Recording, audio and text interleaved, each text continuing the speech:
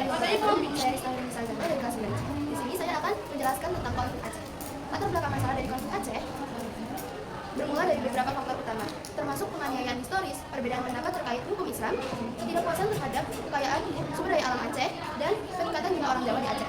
Lalu ada dampak masalah dari konflik Aceh. Yang pertama, merusak persatuan. Yang kedua, menimbulkan permusuhan antar rakyat Indonesia. Yang ketiga, banyak korban tak bersalah. Yang keempat, menghambat pertumbuhan ekonomi Aceh. Yang kelima, Aceh menjadi tidak kondusif. Yang keenam, rasa takut dan sengsara bagi masyarakat Aceh. Lalu ada solusi dari masalah konflik Aceh ini. Yang pertama, memberikan kewenangan ekonomi untuk Aceh. Yang kedua, melakukan mediasi dengan tokoh GAM agar berdamai. Yang ketiga, melakukan kebijakan darurat militer Aceh. Yang keempat, memberikan janji untuk membangun Aceh menjadi lebih baik. Sekian, terima kasih. Wassalamualaikum warahmatullahi wabarakatuh. Assalamualaikum warahmatullahi wabarakatuh. Perkenalkan, saya Fimi Merdila dari kelas 9C. Saya di sini akan menjelaskan konflik Perang Sampit.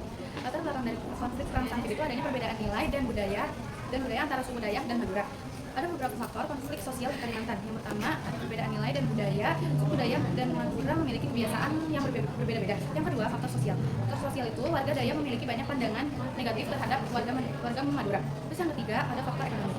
Faktor ekonomi itu orang Madura mampu menguasai perekonomian kota Sampit dan kota Waringin. Yang keempat, itu ada faktor politik. Orang Madura yang sukses membangun masjid dan pesantren. Dampak konflik ada tiga. Pertama, kerugian materi.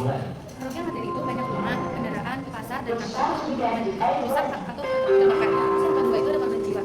Banyak orang yang meninggal dunia karena adanya luka-luka dan mengalami trauma psikologis. Yang ketiga itu ada pengungsian. Banyak orang yang harus mengungsi ke tempat penampungan sementara. Terus yang terakhir itu ada solusi. Solusi itu bagi menjadi tiga. Yang pertama, evakuasi warga.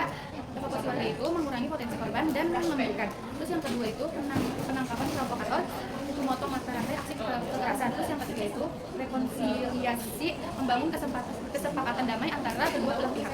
Mungkin sekian dari saya. Wassalamualaikum warahmatullahi wabarakatuh. Assalamualaikum warahmatullahi wabarakatuh. Perkenalkan, nama saya Keisha Nindya Zahra dari kelas 9C akan menjelaskan konflik sosial yang baru-baru ini terjadi pada tanggal 19 Januari 2025 yang terjadi di Kabupaten Mimika, Papua Tengah. Konflik ini terjadi atas dua kelompok yang bentrok di Papua, yaitu kelompok Eli Dolame yang ingin memetik pinang namun dipanah oleh kelompok Rizky Dolame. Dampaknya kelompok Eli Dolame saat dipanah terdapat 6 orang dari kelompok tersebut yang terkena luka panah. Akibatnya mereka dirawat di rumah sakit yang ada di Mimika. Selanjutnya, ada satu mobil yang hanya ingin melintas di tengah-tengah masyarakat tersebut, namun mobil tersebut dirusak dan dibakar oleh kelompok tersebut. Solusinya yaitu polisi tersebut mengetahui hal tersebut, lalu mereka langsung bercepat-cepat untuk mengondusifkan tempat tersebut. Lalu mereka memastikan bahwa tempat itu semuanya sudah aman dan tidak ada masalah lagi yang terjadi. Sekian dari Assalamualaikum warahmatullahi wabarakatuh. Perkenalkan, nama saya Kinza Jungca dari kelas 9C. Kali ini saya akan membacakan konflik agraria antara petani dan perusahaan perkebunan. Latar belakang masalah konflik ini terjadi karena adanya sengketa atau perebutan lahan antara petani lokal dengan perusahaan besar. Perusahaan perkebunan besar. Petani mengklaim bahwa lahan tersebut merupakan tanah atau adat yang telah lama mereka kelola. Sementara perusahaan perkebunan memiliki sertifikat hak guna usaha atau HGU yang diberikan oleh pemerintah. Ketidaksepahaman mengenai status kepemilikan tanah menyebabkan bentrokan antara kedua belah pihak. Dampak masalah yang pertama sosial.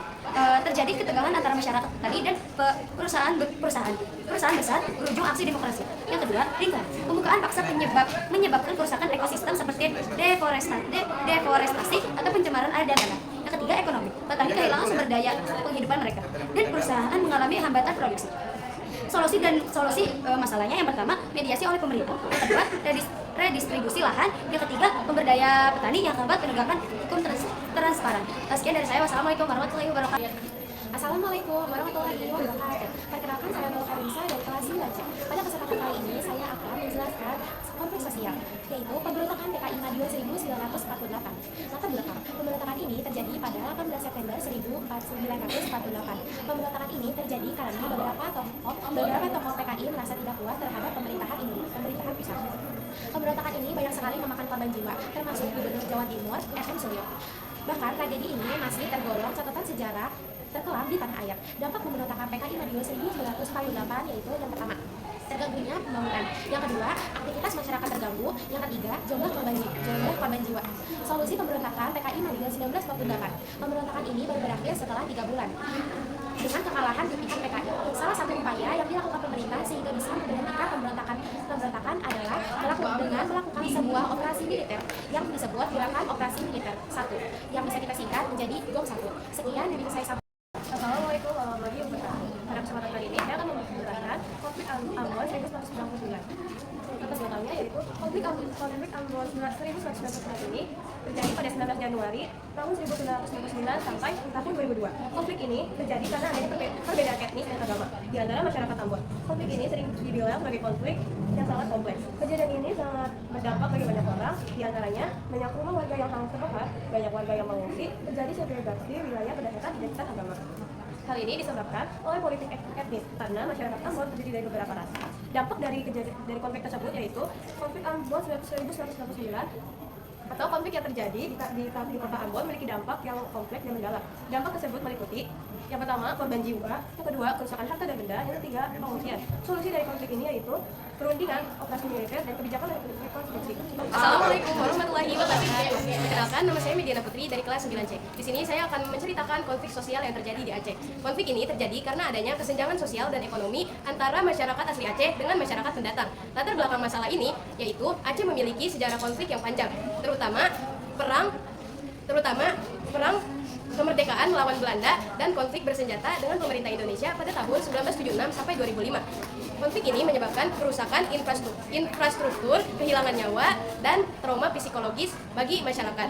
Aceh juga memiliki kesenjangan sosial dan ekonomi yang signifikan, terutama antara masyarakat kaya dan masyarakat miskin.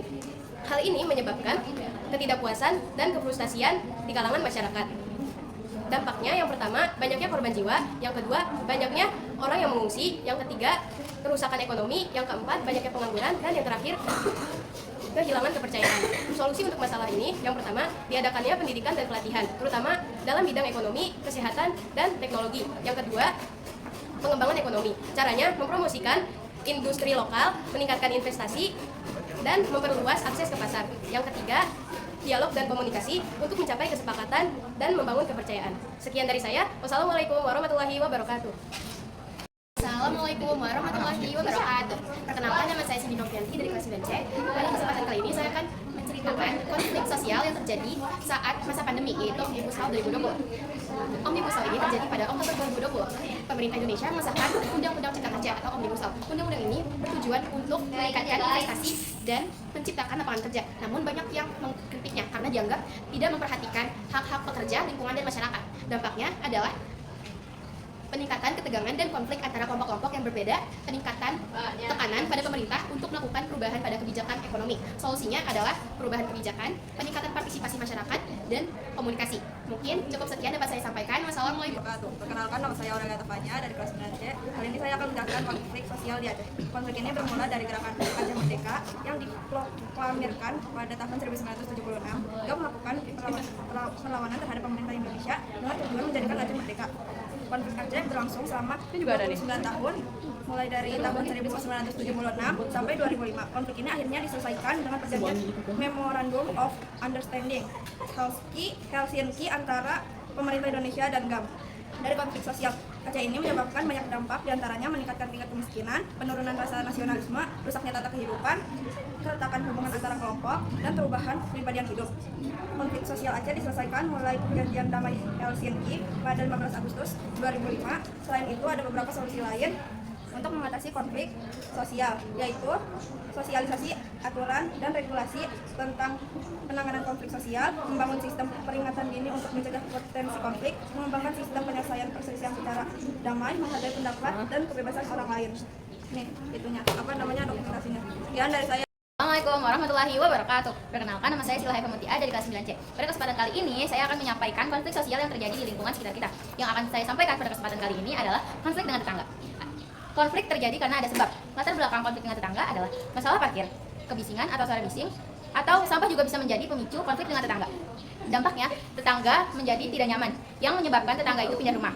Lalu, hubungan dengan tetangga menjadi tidak baik. Yang ketiga, terjadi pertengkaran besar. Solusinya, tegur dengan sopan, sampaikan keluhan dengan sopan dan tenang. Yang kedua, musyawarah, ajak tetangga untuk mencari solusi yang saling menguntungkan.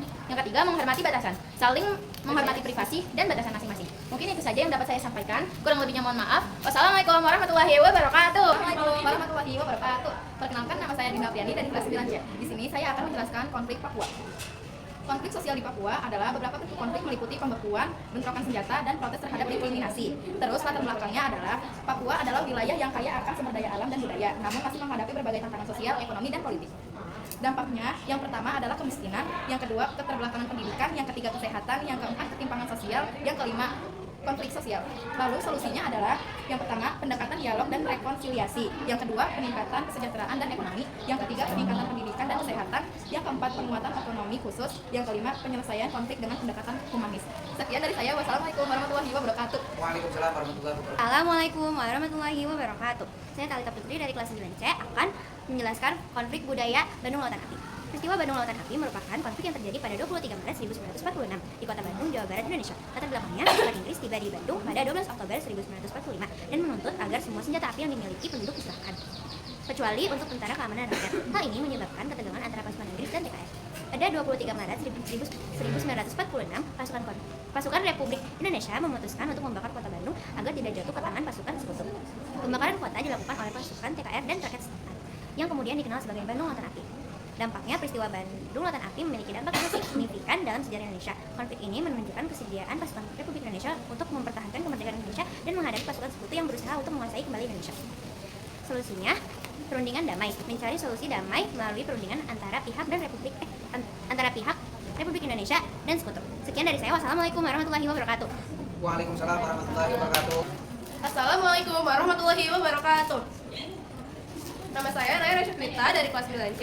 Di sini aku bakal menjelaskan tentang Perang Ambon yang terjadi pada tahun 1999 yang dilatar belakangi oleh kesalahpahaman umat Islam dan Kristen yang bermula dari perkelahian individu antara orang Ambon beragama Islam dan orang Ambon beragama Kristen.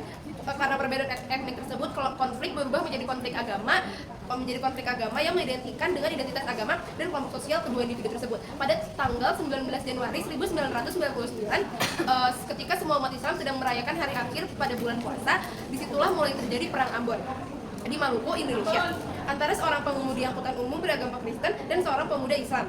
Dampaknya jatuhnya korban jiwa hingga mencapai 5.000 korban jiwa. Yang kedua, situasi keamanan menjadi tidak kondusif. Di sana banyak terjadi keributan. Yang ketiga, putusnya kerukunan antar umat manusia. Yang keempat, kerugian harta benda dan material. Yang kelima, lumpuhnya roda perekonomian. Lalu solusi yang dilakukan adalah saling memaafkan, merajut tali persaudaraan, toleransi, damai dalam kemajuan. Ini foto Perang Ambon.